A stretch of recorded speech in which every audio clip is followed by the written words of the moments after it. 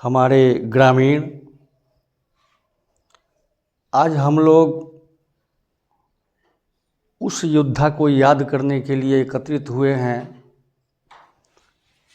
जो 1961 में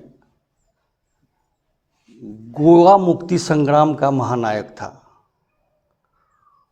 लेफ्टिनेंट के पद पर बहाल होने के बाद इन्हें गोवा को मुक्त करने के लिए जिम्मेदारी सौंपी गई और इस जिम्मेदारी का निर्वहन उन्होंने पूरी तरह से किया। रिजल्ट हुआ कि गोवा जो लगभग 450 वर्षों से पुर्तगालियों के अधीन था, वह 1961 में भारत का एक राज्य बन गया और इस विजय हेतु उन्हें प्रमोट किया गया और कैप्टन रैंक में शामिल कर लिया गया। इसके बाद देश तो अभी आज़ाद हुआ था, आज़ाद हुए अभी मात्र 13-14 साल हुए थे। हमारा देश गरीबी के दौर से गुजर रहा था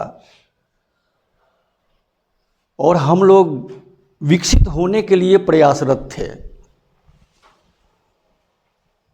उस समय अपने देश में जो सरकार थी, कांग्रेस की सरकार, उसने यह एक नारा दिया था, हिंदी चीनी भाई भाई। लेकिन भारत तो भाई मानता था चीन को, चीनियों ने विश्वासघात किया और अक्टूबर 1962 में भारत पर चढ़ाई कर दी। इसके पहले मार्च में उनकी शादी हुई थी और अक्टूबर में लड़ाई पर चले गए। लगभग 8 माह तक इन्होंने अपना वैवाहिक जीवन व्यतीत किया और उसके बाद नेफा बॉर्डर पर लड़ने के लिए चले गए। लड़ते लड़ते वो शायद शहीद ही हुए, उनका तो शव मिल नहीं पाया और लगभग 4000 हमारे सैनिक लापता सैनिकों के लिस्ट में थे। उस लिस्ट में हमारे गांव के ये वीर योद्धा भी शामिल थे। शुरू से ही ये पढ़ने में मेधावी थे। प्रारंभिक शिक्षा तो इनकी गांव में ही हुई। मैट्रिक इन्होंने राजपूत हाई स्कूल छपरा से किया और इंटर की पढ़ाई इन्होंने पटना यूनिवर्सिटी से किया। वहीं वे ग्रेजुएट भी हुए। फिर लेफ्टिनेंट पर इनका चयन हुआ और आगे चल के ये कैप्टन बने। तो हम लोग इसलिए इन्हें याद कर रहे हैं ताकि इनके जीवन से हम कुछ सीखें और समाज जो हमारा आज सोई हुई अवस्था में है, हमारे नौजवान दिशा भ्रम के शिकार हैं,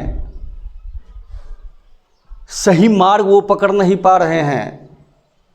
अब जब तक पूरा समाज, पूरे लोग, हमारे देश के सारे लोग सही मार्ग का चयन नहीं करेंगे, देश कभी आगे नहीं बढ़ेगा।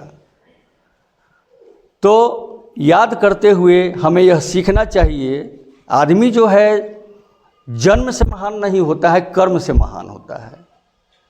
जो कर्म हमारे जिम्मे है, यदि उसका हम ईमानदारी पूर्वक, कर्मठता से समर्पित होकर उस कर्म को करें तो ज़रूर हमें सफलता मिलेगी और हम समाज को एक नई दिशा दिखाने में सक्षम हो पाएंगे।